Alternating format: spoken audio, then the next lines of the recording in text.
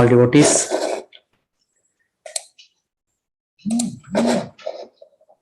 हरे कृष्णा प्रभु जी। हरे कृष्ण प्रभु। हरे कृष्णा प्रभु जी। हरे कृष्ण प्रभु। हरे कृष्ण। हरे कृष्ण प्रभु जी। हरे कृष्ण प्रभु जी। हरे कृष्ण माता जी। हरे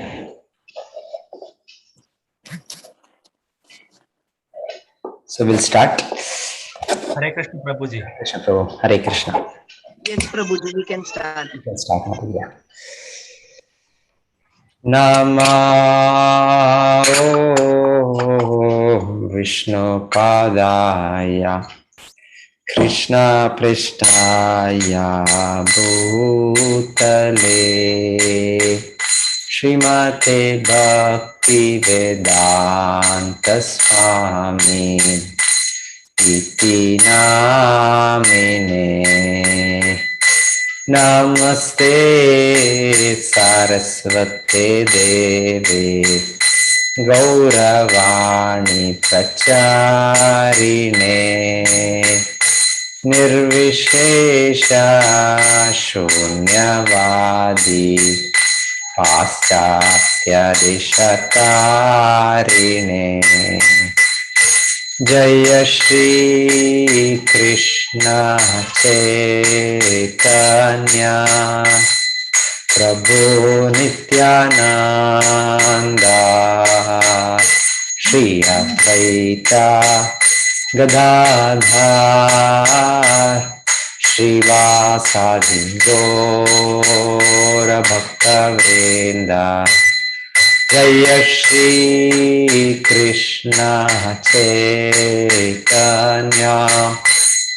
Prabhu Nityananda Shri Advaita Gadadhar Srivasadi Gaura Bhaktavrinda Hare Krishna Krishna Krishna Hare Hare Hare Rama Rama Rama Hare Hare Hare Krishna Krishna Krishna Hare Hare Hare Rama Rama Rama Hare Hare Hare Krishna Krishna Krishna Hare Hare Hare Rama Rama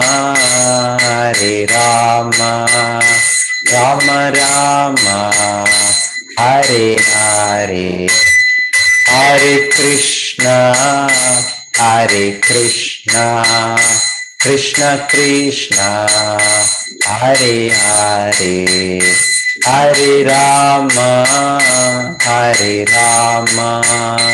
Rama Rama Hare Hare Hare Krishna Krishna Krishna Hare Hare Hare Rama Rama Rama Hare Hare Hare Krishna Krishna Krishna Hare Hare Hare Rama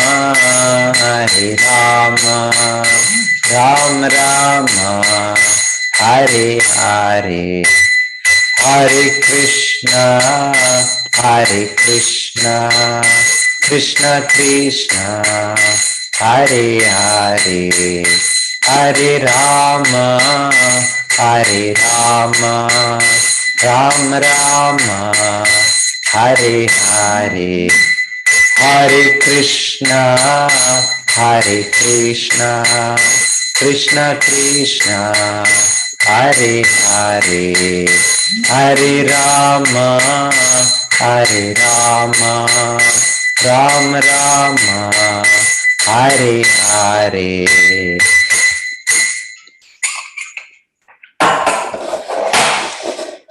Hare Krishna. So we are in the 17th chapter.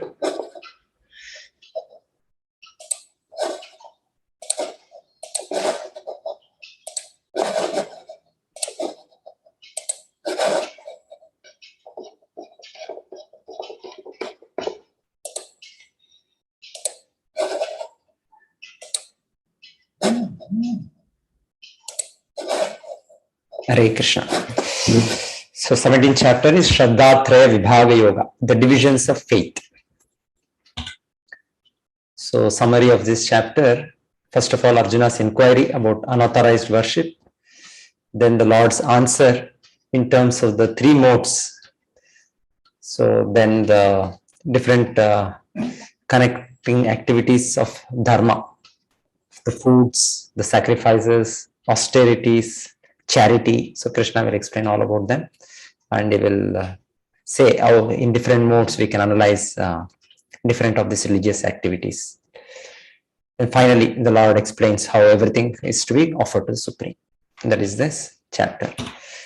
So Arjuna said, "O Krishna, what is the situation of one who does not follow the principles of scripture, but worships according to his own imagination? Is he in goodness, in passion, or in ignorance?" So many people we see, so they say we are following some kind of, they say, or we observe them also, they follow some kind of a worship, some kind of austerities, some kind of sacrifices, some kind of rituals. So people are doing, and they say, yes, you believe in something, you do that. I believe in something, I do that. So generally, religion also, people have this understanding.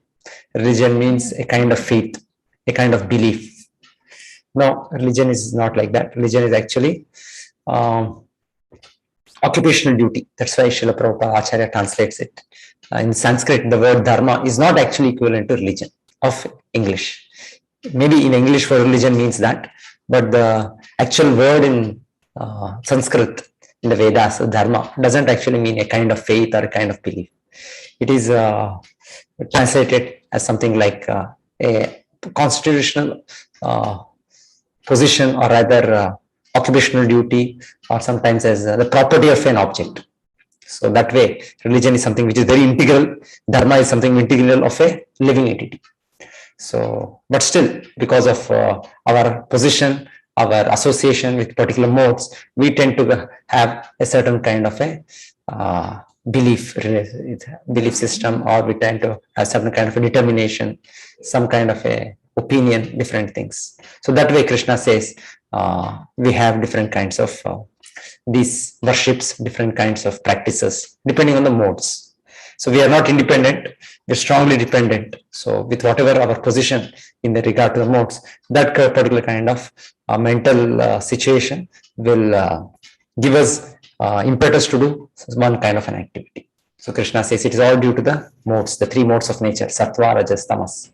So depending on that, we have a certain kind of conviction, certain kind of a inspiration. So it all depends on the modes. So it all depends on the modes. So if we elevate ourselves by cultivating sattva guna, so then automatically our vision, our conviction, everything changes. So that is the thing where everyone has to strive for. So Krishna says, Trivida bhavati shraddha dehinam sa svabhavaja satviki rajasi chaiva tamasi chetitam shunu. The Supreme Lord said, according to the modes of nature, acquired by the embodied soul, one's faith can be of three kinds.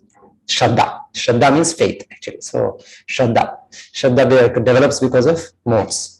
So one's faith can be of three kinds: goodness, passion, or ignorance. Now hear about these. According to one's existence under the various modes of nature, one evolves a particular kind of faith. The living entity is said to be of a particular faith. According to the modes, is acquired. So depending on our mode, depending on the predominance of our mode, we get this faith, Shraddha. Actually, real Shraddha is said, Shraddha Shabde Vishwas Kahe Sudhudha Nishchay. Krishna Bhakti Khele Sarva Karma Kritahaya. So it is said that real faith, or something sublime faith. Faith is said to be sublime, something wonderful, when it is actually on the Lord that if I just serve Krishna, my everything is done. So if we can come to that faith, it is said that is real faith. That is platform of real faith, real Shraddha. Shraddha is also one of the steps in Bhakti. Shraddha, Sadhu Sangha, Bhajana Kriya, it goes on. So real Shraddha is where it's a firm conviction that just if we execute devoted service to Krishna, my all activities are done. So it is said that is a real platform faith. But anyway, here Krishna is talking about the faith in terms of three modes, sattva, rajas, and tamas. So depending on our situation, depending on the infection of these modes, just like we wear a glass, a red glass, I see everything red. I wear a green color tinted glass, I see everything green. I wear a yellow tinted glass, I'll see yellow. So like that, our faith, our conviction, our activities go on like that. So Krishna the Lord is going to explain how, in terms of our even religious activities, in our practices, we see different kinds of tapasya, different kinds of austerity. We see different kinds of worship, the puja.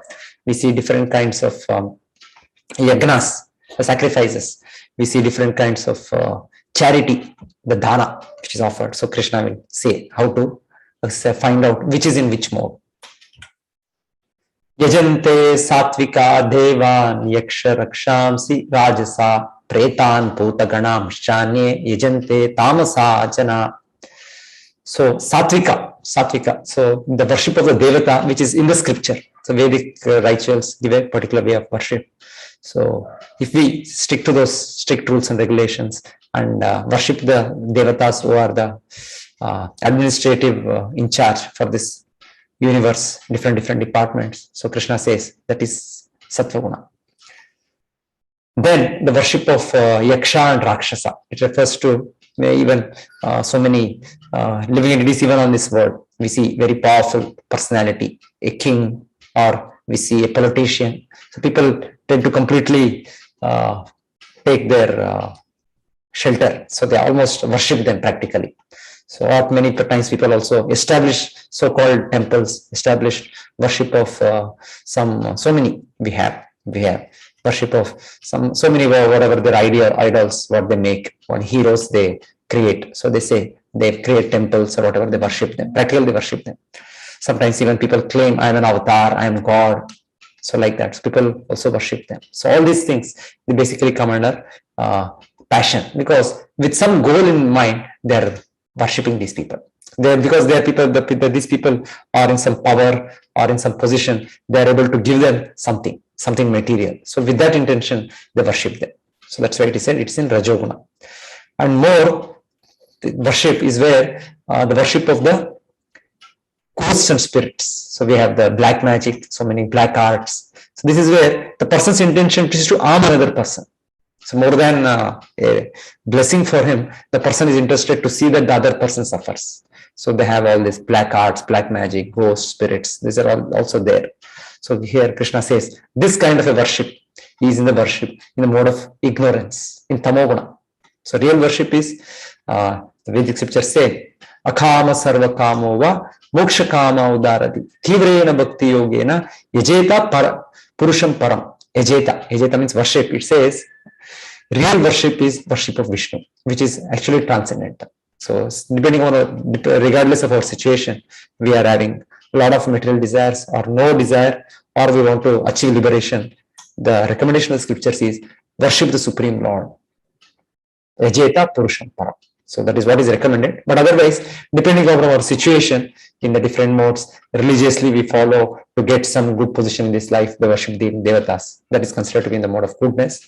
Or we worship so-called big people in this world. We create some gods or whatever, and then we worship these people. That is called in passion. And something which is to harm others, in that intention, some things many times it is done. It is all in mode of ignorance, worship of ghost spirits. Yes, so the practices also are like that. In the worship of Vishnu, it is very the methodology itself is very, very glorious. The worship of the Lord with light, with the incense, with the flowers, with the offering very sattvic food stuff. It's very nice. So as it goes down, the Rajasic, Tamasic particularly, it's all the practices also. It is the sound, the music, everything. It becomes very, very. It is like the people in the mode of ignorance rather. So such activities, sattvic activities are very like the people in the mode of goodness. So we can see the way of the worship also, the methodology of worship, the time of worship, all those things. Then Krishna talks about the practices of austerity, tapasya. So tapasya also in the three modes. Those who undergo severe austerities and penances not recommended in the scriptures, performing them out of pride, egotism, lust and attachment, who are impelled by passion and who torture their bodily organs as well as the super soul dwelling within, ought to be known as demons. Yes. Okay. So Krishna says the tapasya is actually meant to realize oneself. I am not the body, I am spirit soul. And then tapasya is to please the Lord. Somehow, if the Lord can be pleased, my life is successful. So that is actual tapasya. But again, with some material intention, to get some material benefit, it is done. Okay, if it is as per the Shastra, at least it is a Rajas, it's some kind of a Sattva. But when it is more so for one's own aggrandizement, that is said it is in Rajoguna. And Tamoguna is where again it is done with the intention of harming others. So that's such kind of austerity. Here we see there are two examples. Somebody can say, who is this personality here to the right top corner? Some austerity, great austerity this person is undergoing. Very severe tapasya. Lakshmi Mataji, you want to say? That is Valmiki, number 1. This is Valmiki. Okay, you are seeing the anthill, Mataji, so you are just guessing that it must be Valmiki. Yes, Valmiki also was doing great tapasya, but his tapasya, we can say, it was to please the Lord. He was chanting. Otherwise, this one will be Hiranyakashipu also. This is Hiranyakashipu, because he was doing such great tapasya, it is said. His intention was to gain some extraordinary power, and using that power, he wanted to dominate the whole universe and trouble the devatas. That is his. So more than Rajoguna, we can say it is Tamoguna. Such tapasyas people do. So we see practically is one half of the body is eaten up by all the ants, the termites. So that is when finally Brahma comes, and Brahma by his water in his kamandalu, he puts on Hiranyakashipu's body, and his body becomes very strong, young, youthful body. And then we know the story where Hiranyakashipu asks for the blessing, neither in the day nor in the night. First of all, he asks, I want to become immortal. But then Brahma says, I myself am not immortal. How can I bless you to be immortal? Because everyone in this material universe, they have to die, including Brahma. So that is when, with a very thinking to a very intelligent way, he says, not in the day, not in the night, not in the air, not in the sky, not in the floor or the ground, not inside, not outside, not by man, human being, not by any animal, not by any instruments. So many ways. not by weapons. Not by weapons. So this way, or negatively, he tried to get the benediction of becoming immortal. But the Lord is most intelligent. So he kept all the conditions of Hiranyakashipu. And Brahma is a great devotee of the Lord. So it was he doesn't break his devotee's promise. That was how the Lord took a unique form of Lord Narasimhadev and finally killed Hiranyakashipu. But Hiranyakashipu did severe tapasya. It is said it was a long time.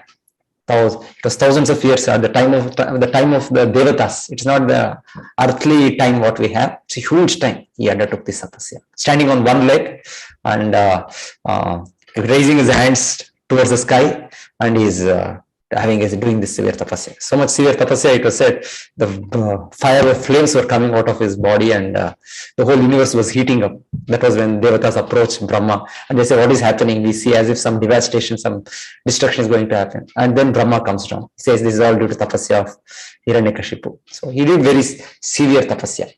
Not ordinarily anybody can do this, but his whole intention focus was to gain some power, to gain some position by which he can gratify himself, gratify his senses, and then trouble others. That's how the demonic people tend to enjoy.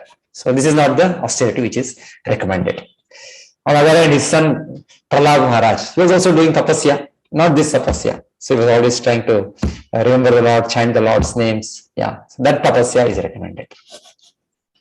So again, we have one more instance here. This is one more personality who is also Ravan. great. Yes, Ravan. Ravan. He is also lifting the Kailas with Lord Shiva on it. And finally, I think Lord Shiva puts his weight down and then he almost breaks his hands. And that was when he realizes. And then, so anyway, this is all tapasya we hear. So many severe tapasyas the demonic people have undergone previously also. So today also people are undergoing. Today also any invention, any discovery, what we find, it does not come by chance. It's a great austerity, great tapasya being done by the scientist or whoever who is doing it. But their goal, what is their goal, their intention? Something material. So something material, it's either in Rajoguna or if it is to harm others, like so many deadly weapons being discovered, all that, they are in Tamoguna. Austerities are required to find out such weapons. But what is the goal? What is the intention? Finally, to bring destruction. So they are all said to be in Tamoguna. So tapasya in Tamoguna. So actually, tapasya should be done. Tapasya should be done to please the Lord, to revive our connection with the Lord. Tapo divyam. Tapo divyam putraka yena shrutvam shuddhi. That is the tapasya that is recommended. And Kali Yuga simple tapasya. So one place Srila Prabhupada says, we have to do this tongue tapasya. We don't have to do all these gymnastics. Just do this tongue tapasya. Every day sit down and chant Hare Krishna, Krishna Krishna, Hare Hare, Hare Rama, Rama Rama, Hare. It's not so easy. It's easy to say, but when you sit down to chant, the mind starts roaming everywhere. So it is. But anyway, it's a simple tapasya. The Lord has given us tongue. The Lord has given us ears. So let us do this recommended tapasya. Then the Lord talks about the different kinds of foodstuffs. Ahara, the food. So he very nicely describes it's in mode of goodness, which will give us strength of the body, which increases our duration of life, which purifies our existence, and better health, happiness, satisfaction. So these are all the foodstuffs like vegetables, fruits, milk. So these are all the foods which are increase all these things. So that is Sattva-guna. Not only Sattva-guna, main thing is all these foodstuffs also we have to offer to the Lord.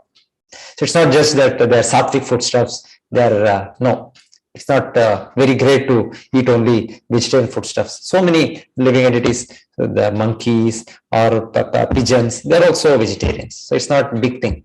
But what is important is, as human beings, we acknowledge that these items we receive by the Lord's mercy.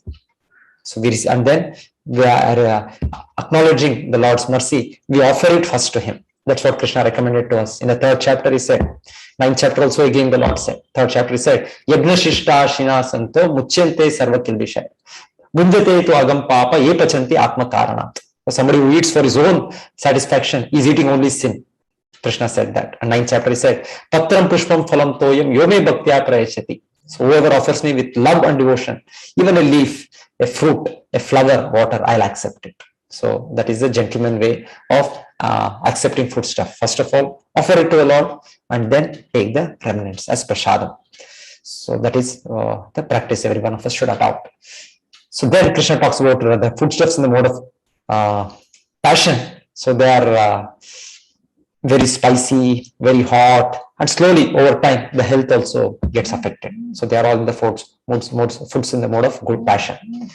And tamasic foodstuffs are what which is not to be eaten. So every living entity has a particular kind of foodstuff being allotted by the Lord. It is said one man's food is another man's poison, like that it is said. So we should try to discriminate and try to understand what is actually the foodstuffs for human beings. So the way our bodily constitution, our anatomical structure, our bodily enzymes, so many things. If we study, we can see what is the actual foodstuffs. So the foodstuffs like meat or any foodstuff which are decomposing, stale, they all come under tamoguna. So that is what Krishna is telling here. It is liked by the people in the mode of ignorance. So 2 ways it works. One way is, suppose I am situated in a particular mode. I like to eat such kind of foodstuff. If I am in Tamoguna, naturally I like these foodstuffs. If I am in Rajoguna, I like one kind of foodstuff. If I am in Sattva-guna, I like another kind of foodstuff. So tastes differ. Or otherwise, even suppose I am in Tamoguna, but I start eating Sattva-guna foods, I slowly cultivate my Sattva-guna. That also happens. Or if I am in Sattva-guna, if I start associating, taking the tamasic foodstuffs, slowly I develop the tamasic tendencies also. So it works both ways. So we should be careful to get to understanding what is actually foods in Sattva-guna, foods in Rajoguna, foods in Tamoguna. And not only foods in Sattva-guna, offer those foods to the Lord. That makes it perfect. That makes it perfect. Yes, Krishna said, Yat karoshi, yat juoshi, yad ashnasi dadasi, yat tapasyasi kaunteya, tad kurushva madarpanam. So the Lord recommends that we offer the Lord. We just like a small child offers to the father and mother. So it is a father and mother's thing. But still, when the child out of love gives it, the father and mother accepts it. Similarly, Krishna, when we offer the foodstuffs, prepare with love, affection, so the Lord definitely accepts it. And that becomes also the method for our deliverance. So it's very strong, it's a very powerful method in the bhakti process to offer the foodstuffs, to take only prasadam. Yes.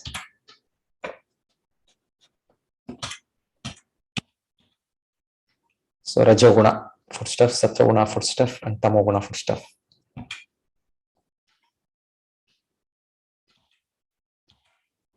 Yes, then coming to yajna, sacrifices.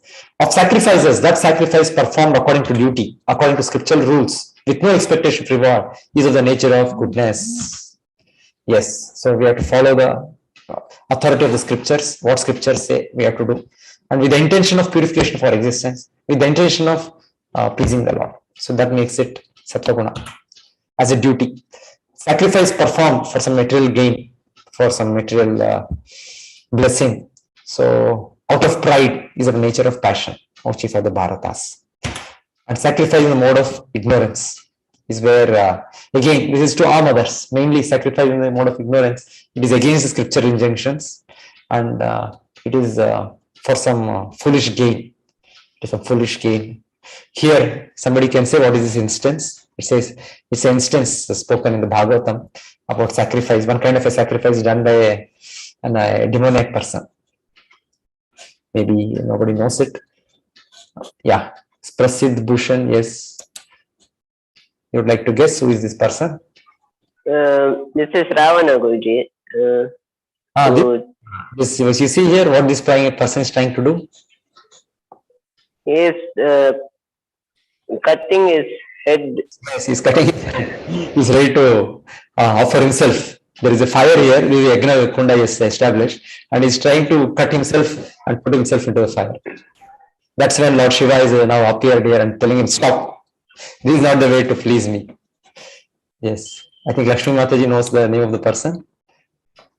This is Bakasura. This is Bakasura, Brahmasura, I think. Bhasmasura, you're telling Mataji? Huh? This is one more Asura. His name is, I think this name is Vrukasura. Bakasura, that is Bakasura. We- He performed the severe austerities to please Lord Shiva. So when Lord Shiva appeared, he asked for a boon that whenever I place my left hand on someone's head, that person will turn to ashes. So he wanted to test it on Lord Shiva, and Lord Shiva got scared and he started running away from him. So then he prayed to Lord Vishnu. Then he took the form of Lord Vishnu appeared, and he took the form of Mohini and tricked Bakasura into placing his hand. There is a similar instance, that is Bhasmasura. Bhasma. Nice touch they will be doing. But this is one more person called Vrukasura. This is in the Dashama Skanda of Bhagavatam. So where it is said, almost similar instance, he prayed that whoever he puts his head on, their head will break into pieces, will just burst. There will be explosion of the head. Similar to that, what Bhasmasura prayed for being burnt. So similarly, this person. In fact, the way, first of all, he was just deciding, whom do I worship? How do I get my whatever I decide? So Narad Muni happened to pass by. So Narad Muni knew this person is ignorant in the Tamoguna. He has such desires. So he said, he worshipped Lord Shiva. Lord Shiva is very easily pleased. That's why Lord Shiva's one name is called Ashutosha. So he's very, very easily pleased. So because Lord Shiva is always in meditation on the Lord, he doesn't want himself to be disturbed. Anybody comes with little prayer, he will just bless him. Okay, whatever you want to take, and you get out. You get out. That's how Lord Shiva's mood is. He's the greatest Vaishnava.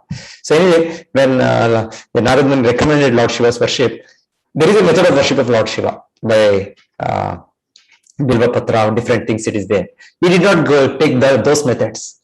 He concocted his own method, and we find here he was actually putting his own bodily parts, the skin one by one, different flesh from the body. He's taking out and he's putting into that swaha, into the fire. So that is how 6 days happen. Lord Shiva does not appear, and already his body is so much bleeding and things like that. So finally, thought, anyway, let me die now. Let me cut myself. So that was then the Lord Shiva comes out of the fire and stops him, and he benedicts him as he asks that yes, whomever I touch my head, they should die. And then, as Mataji said, similar instance, he goes after Lord Shiva, and finally the pastime where Lord Vishnu comes in the form of a small child, some Vatu, small child, and Lord bewilders him by his Maya Shakti, illusory energy. He keeps his own head on him, his own hand on his head, and he's finished. So this is how they are doing a lot of austerity, a lot of yagna activities, religious activities. But what is the goal? Goal is to, because he thought, okay, now I will kill Lord Shiva and I will kidnap Mother Parvati. That was his intention. So that is the intention of the Asuras. So their goals, their dreams, their things are like that. It's a very nice instance given in the Bhagavatam. Yes, thank you, Mataji. Hare Krishna. Hare Krishna, Prabhuji. So next, the Lord talks about different kinds of austerity we do with our body, with our mind, with our speech. So he tells the bodily austerities, the tapasya. Devadvija Guru Pragna Pujanam Shaucham Arjavam Brahmacharyam Ahimsacha Shariram Tapa Uchyate. The austerity of the body consists in worship of the Supreme Lord, the Brahmanas, the spiritual master, superiors like the father and mother. Cleanliness, simplicity, celibacy, non-violence are also austerities of the body. So austerity basically means we don't like to do something, but still we do, because it is the scriptures recommend, and then this is for my ultimate good. So we do that. So it is said all these things as to practice worship of Supreme Lord, worship of the spiritual master, guru, worship of pure saintly personalities, worship of superiors. So, and then observing cleanliness, following simplicity, observing celibacy, and non-violence, ahimsa. They're all austerities of the body. Then there is austerity of the words, speech. Anudvega karam vakyam satyam priyahitam chayat swadhyaya abhyasanam chaiva vanmayam tapa uchyate. Austerity of speech consists in speaking truthfully and beneficially, and in avoiding speech that offends. One should also recite the Vedas regularly. Yes, it is said Satyam Priyam. Satyam, we should speak truth, we should speak very palatably. It is said like that. Anyway, Satyam Bruyat, Priyam Bruyat.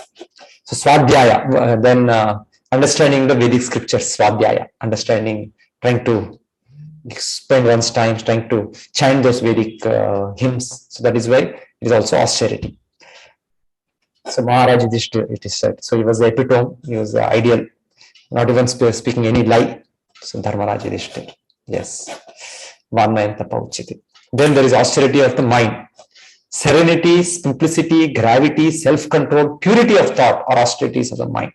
So basically austerity of the mind means control of the mind, control of the senses. So give up sense gratification, giving up sense gratification, that is austerity of the mind. The mind is always dictating, the senses are always dictating.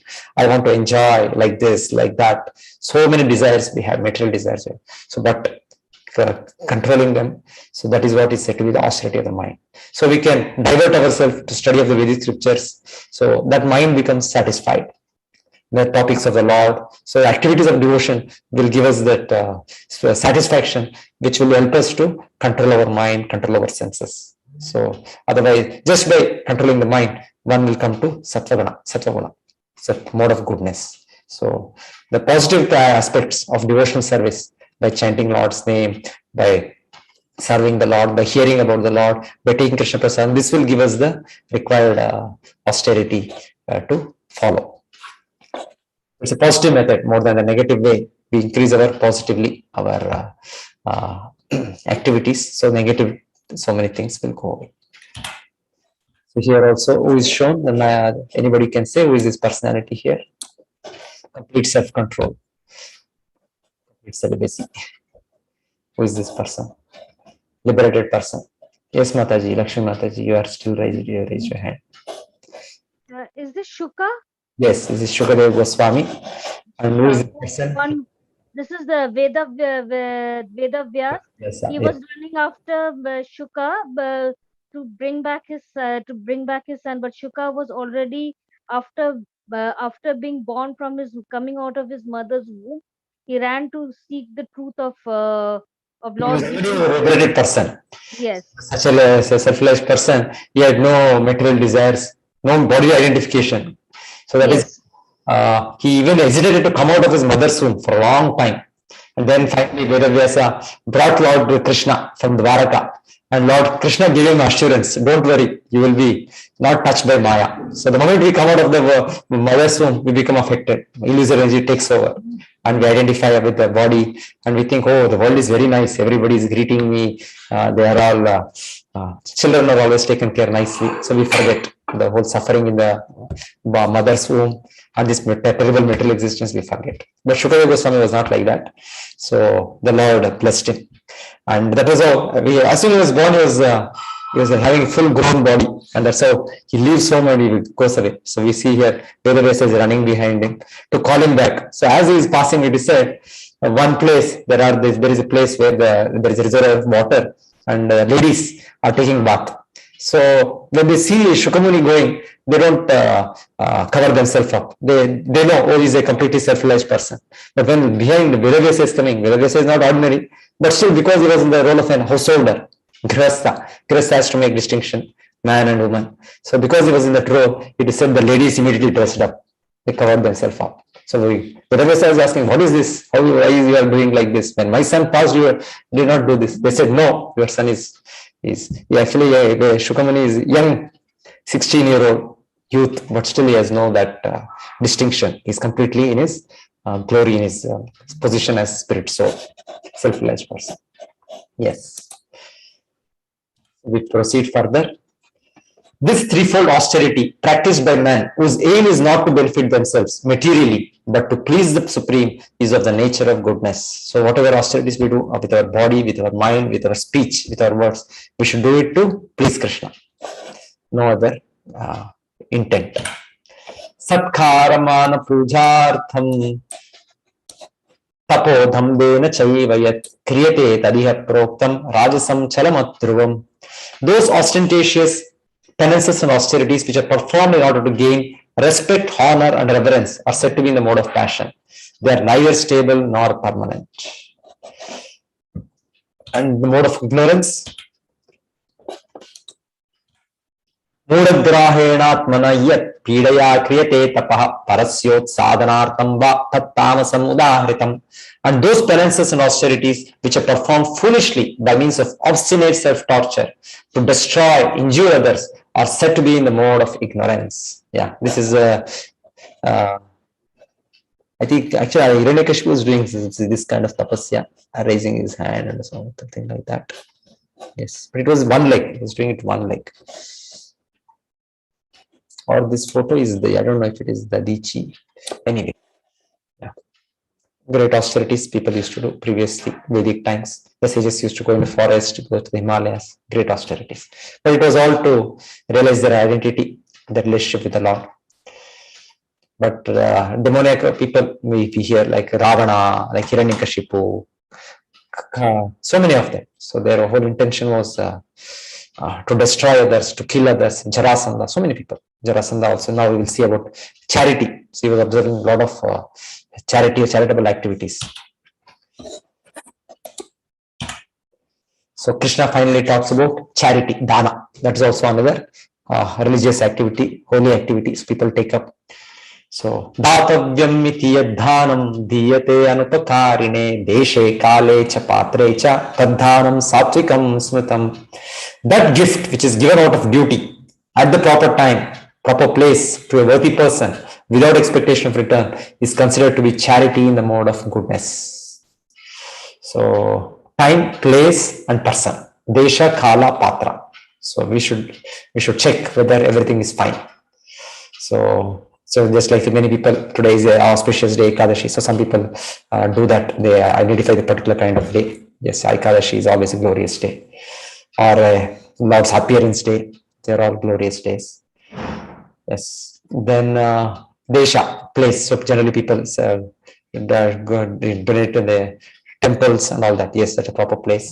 And Patra, to a right person. So Vedic times the charities used to be for a sannyasi, for a brahmana who's totally in the pure state, in the pure consciousness. So that is all in the mode of goodness. Then, so here we find this is when this instance of Nanda Maharaj giving charity. So it used to be there, charity, giving charity.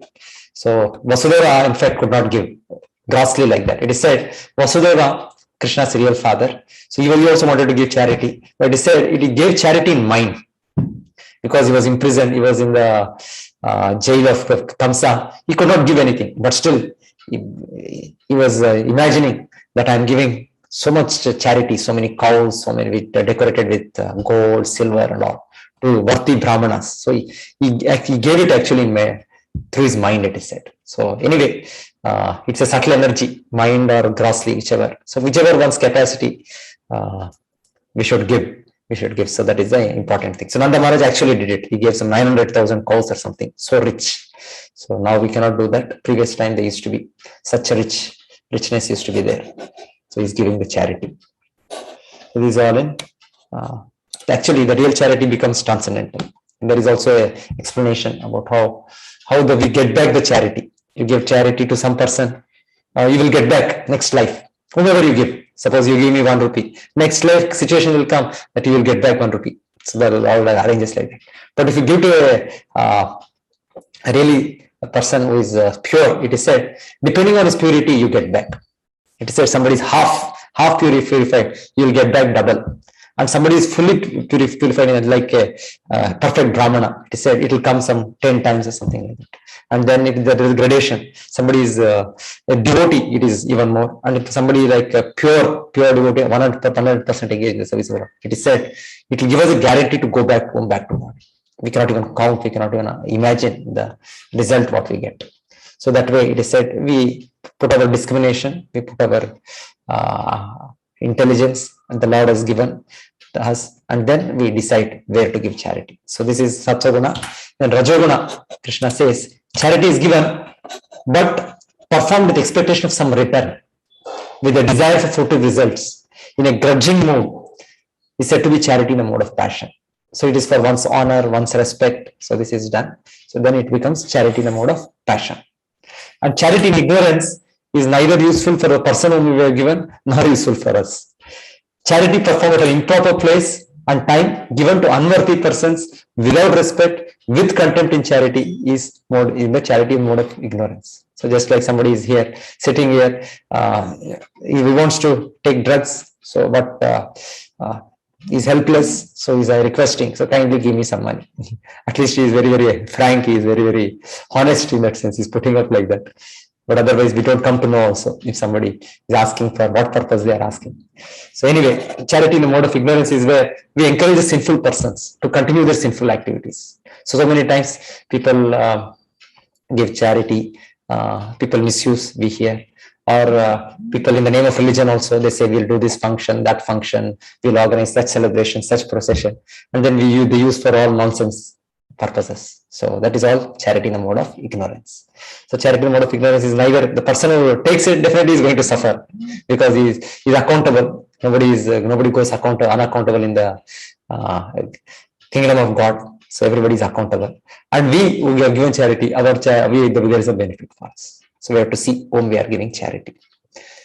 Right person, right time, right place.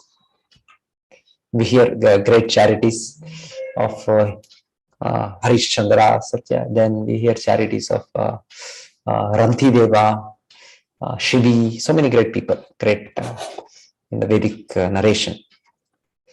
Yes. Nriga, we heard about the story of King Maharaj Nriga, but some mistake in charity, he had to become lizard. So like this, the charity should be very properly done. Jarasandha was a great charitable person. We hear that was how Lord Krishna went in the garb of a Brahmana, Lord Krishna with Arjuna and Bhimasena. And they first of all asked for charity. And then he said, yes, I am going to do that. Then that is when finally the Lord said, give us choose any one of us. So we want to fight with you. So give us that charity. But anyway, he had given the word, and then he fought with Bhimasena. And they didn't want to, Krishna did not want to destroy everything at that point of time. He had already destroyed sufficiently Jarasandha's army some 14 times or something like that. So this time he wanted to eliminate him alone. So that was all the plan of the Lord. By his charity, he was finally killed. And we hear the charity of Bali Maharaj. So by the charity given by Bali Maharaj, he became the greatest, he became Mahajana. So the Lord came in as Vamanadeva and requested him 3 places of land. His own spiritual master was forbidding him. He was saying, no, you should not give. He will take away everything. But then Bali Maharaj rightly understood. Yes, this is the goal of life, to please Krishna, to please Vishnu. If he has come to take everything from me, let him take. And Bali Maharaj gave everything. It is said, Atma Nivedanam, complete surrender. So he gave everything, his own, first of all, he gave everything, whatever he possessed. Finally, he gave his own body, because it is said, the possessor of the property is different from the property. So that was finally the third step. When everything was taken away, he gave himself. And the Lord blessed him for that. He became an exalted Mahajana. And even now, he is in charge of Sutala, much more opulent than heavenly planet of Indra. So we are not to lose when we offer to the Lord, when we give anything to the Lord. We are only to gain. Yes. Then the final thing in the chapter. So Krishna says, whatever we do, maybe yajna, dana, tapa, the austerity, the sacrifice, the charity, whatever religious activity we do, Krishna says it should be done to please the Lord. So that is how from the Vedic times, Brahma being the first receiver of the Vedic knowledge, when he started doing all these things, he was chanting Om Tat Sat. So this is a short form, this Om Tat Sat. Om indicates the Lord himself, it's an impersonal representation of the Lord. Tat also again indicates the Lord. Sat also indicates the Lord. So it indicates different tathas of one's dedicating for the Lord's pleasure, one's trying to get out of the material entanglement. So it denotes, these words denote that. Hari Om, Om Tat Sat.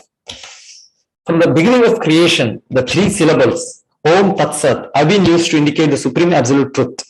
They were uttered by Brahmanas while chanting Vedic hymns and during sacrifices for the satisfaction of the Supreme. It has been explained that penance, sacrifice, charity, and foods are divided into 3 categories: mode of goodness, passion, and ignorance. But whether first class, second class, or third class, they are all contaminated by material modes of nature. When they are aimed at the Supreme, Om Tat Sat, the Supreme Personality of Godhead, the Eternal, they become the means for spiritual elevation. In the scriptural injections, such an objective is indicated. These 3 words particularly indicate the absolute truth, the Supreme Personality of Godhead. So Om means Om Tad Vishnu, or Om iti etad brahmano nedishtam nama, and Tattvamasi, and Sat means Sadeva Saumya. So like that it is explained. So taking this one particular portion of that, it becomes Om Tat Sat. It indicates the Lord. It indicates for the pleasure of the Lord.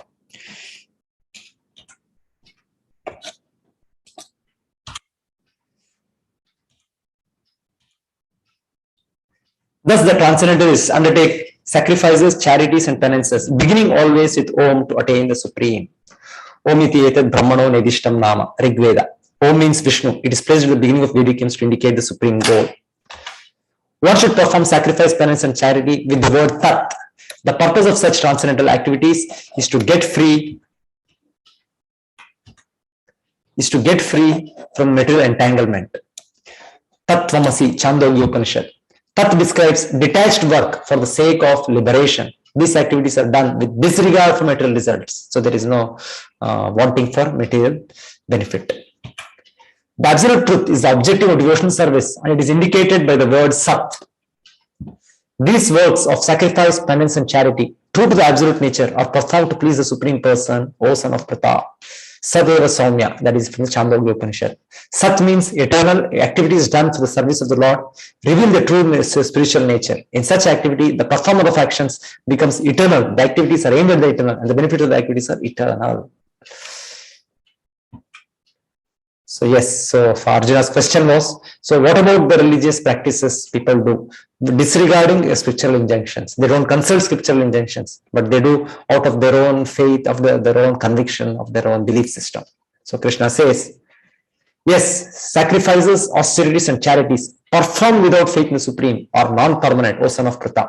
Regardless of whatever rites are performed, they are called asat and are useless both in this life and the next. So the Lord's opinion that it should, as the previous chapter the Lord said, one should follow the Shastra Vidhi, one should follow the scriptural injunctions. So Krishna says the same thing at the end. Yes, thank you.